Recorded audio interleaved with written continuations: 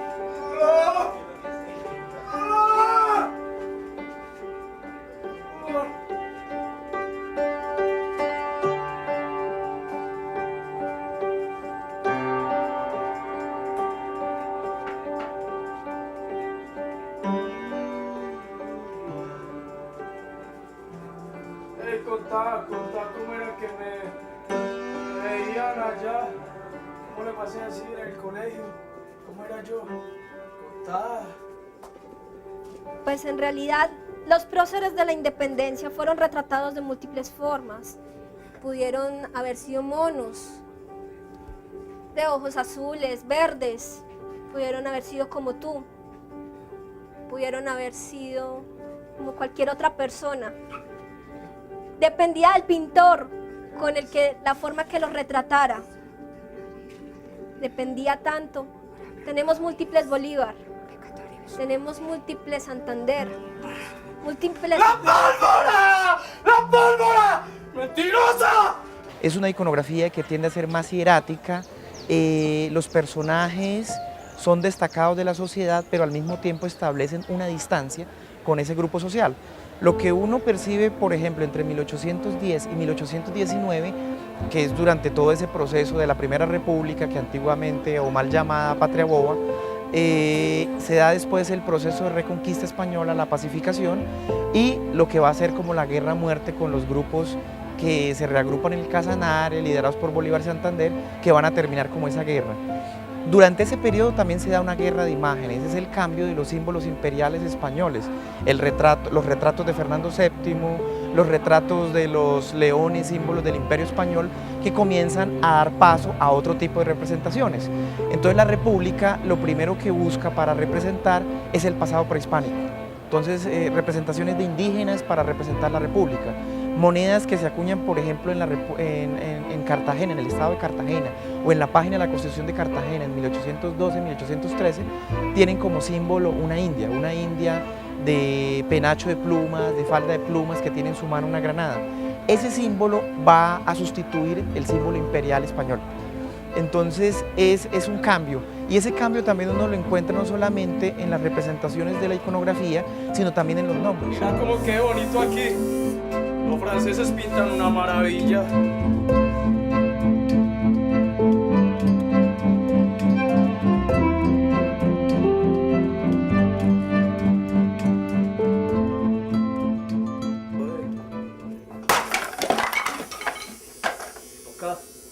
Tocar,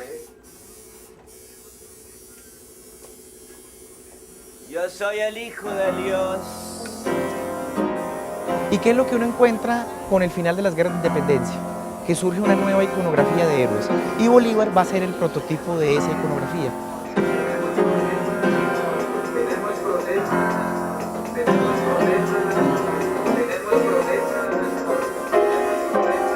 La lucha de la libertad es una mentira.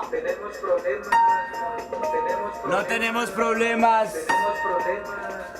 Habla pues, habla. Los hombres no fueron los únicos retratados en la época de la independencia. También surgieron heroínas, por así decirlo, como Policarpa Salabarrieta, quien fue una espía en la época de la Reconquista española. Ella fue la que murió por salvar a la causa que llevaban en este momento hacia la independencia. Ella murió fusilada. Es una historia de héroes, es una historia de batallas que excluye otro tipo de protagonistas. Se excluyen indígenas, se excluyen afrodescendientes, se excluyen las mujeres que tuvieron una gran participación en las batallas, no solamente apoyando como espías, cocinando como enfermeras, sino que también llegaron a entrar directamente a la lucha, al enfrentamiento. Una pregunta que nos hacemos es hasta qué punto un héroe, cuánto le cuesta a un héroe como Bolívar a un país, cuántos muertos son necesarios en batallas para que exista un héroe. ¿Cuántos ejércitos son compuestos por gente anónima de la cual no sabemos los nombres, lo cual no sabemos quién es su mujer, si tuvieron hijos? Son personas anónimas que son protagónicas porque es esa gente, esa carne humana la que triunfa en las batallas. También hay otros próceres que murieron, como en el caso de Nariño, sentado esperando su muerte con un reloj. Las pinturas religiosas eran las que más predominaban, entonces podemos ver santos, podemos ver a la Sagrada Familia, podemos ver también escenas bíblicas, que eran las que daban ejemplo a las personas, a las familias de la época, para llevar una vida ejemplar, fuera virtuosa y que siguiera el buen camino que la Iglesia proclamaba. Dios en la tierra, soy yo. Peleen por mí, así lo sepan. ¡Blasfemo! ¡Oh, Dios, perdónalo! Porque no sabe lo que dice. Vea, los perros son los únicos que tienen la verdad. Venga, venga, Ventura, Ventura. Pobres perros, próceres, trabajadores de nadie sabe pa' quién trabaja. Ese siglo XIX va a privilegiar sobre todo lo que son los retratos.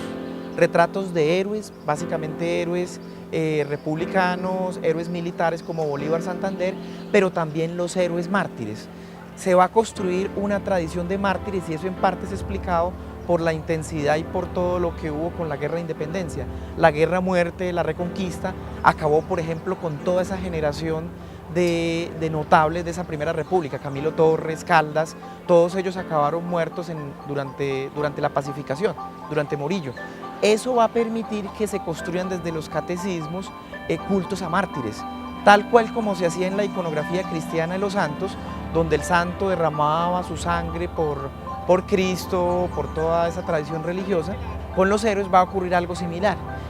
Ellos van a derramar la sangre por la patria. Entonces uno ya encuentra referencias al sacrificio de Policarpa Salabarrieta, a Rondón, a Ricaute en San Mateo. Entonces ese grupo de héroes va a tener una iconografía donde va a ser representada. Cuéntame tus pecados, hijo. Pecados. El único pecado que yo tuve fue libertar a esa gente. Y vea, me pintan un caribonito ahí, care pastel. Ahí tienen en cuenta mis heridas.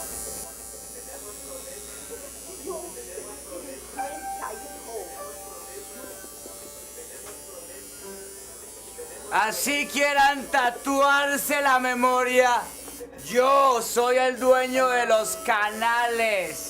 Nadie se va a acordar de lo que yo no quiera. ¡Lo felicito! Así es que me debieran representar. Como este monstruo. No un carepastel. Soy un criollo. Y me duele a mí también hasta el... ¡Ah, mamá! La memoria y la patria te lo... ¡Ah! sino que Dios lo juzgue. Al final de la década del 30, con la disolución de la Gran Colombia, lo que uno percibe es que hay un rechazo a la imagen de Bolívar, que va a ir más o menos hasta mitad del siglo XIX. Solamente con Tomás Cipriano de Mosquera y otros personajes que necesitan las guerras de independencia para endosar sus proyectos políticos es que se va a comenzar una reconstrucción, una recuperación de la imagen de Bolívar. Eso explica, por ejemplo, la inauguración del monumento de Tenerani en lo que era la Plaza de Constitución, que hoy en día es la Plaza de Bolívar en Bogotá. Ahí comienza a cambiar esa iconografía asociada a Bolívar y va a alcanzar su ápice, su clímax a final del siglo XIX y especialmente con las fiestas del centenario, donde Bolívar se convierte en el prototipo de héroe y donde una cantidad de monumentos en su homenaje se van a hacer en la capital y en todas las capitales de los departamentos y provincias. Bolívar, en su muerte con sus amigos, el sacerdote.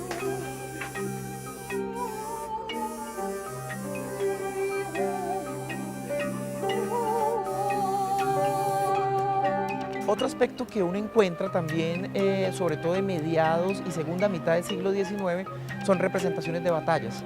Espinosa es una figura muy particular. Él participó en las guerras como abanderado de Nariño, va a escribir unas memorias que van a ser publicadas en 1876 y fuera de eso es un pintor. Él va a generar toda una iconografía. Todos los dibujos y pinturas que él hace entre la década del 30 y la década del 40 van a ser enviados a Europa y van a ser reproducidos por una casa litográfica que se llama Le Mercier, en París. Es bastante curioso que la pintura histórica de grandes formatos, grandes escenarios, teatralizada, de batallas, de personajes, que se impulsa entre 1880 y 1950 es bastante particular porque es bastante tardía cuando uno lo compara con otros casos de Latinoamérica. Mientras que aquí se estaban haciendo todavía grandes pinturas de grandes formatos de temática histórica, Cano, Alcántara Quijano, en Europa y en otros lugares está dominando la pintura modernista, es el comienzo de las vanguardias artísticas. Pero de todos modos es un tipo de pintura que es limitada, que no es muy valorada por los críticos y los conocedores de arte, sino que es más valorado por la Academia de Historia, que tiene ahora mucha importancia, y como valor pedagógico para la enseñanza.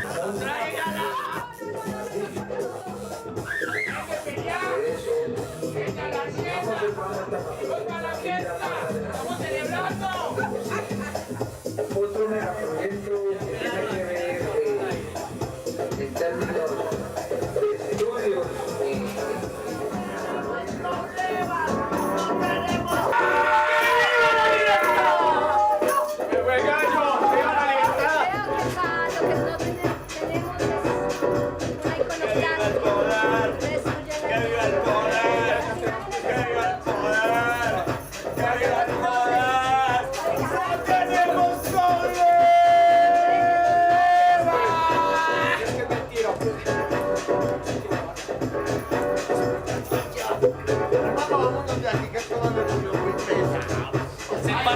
Se parche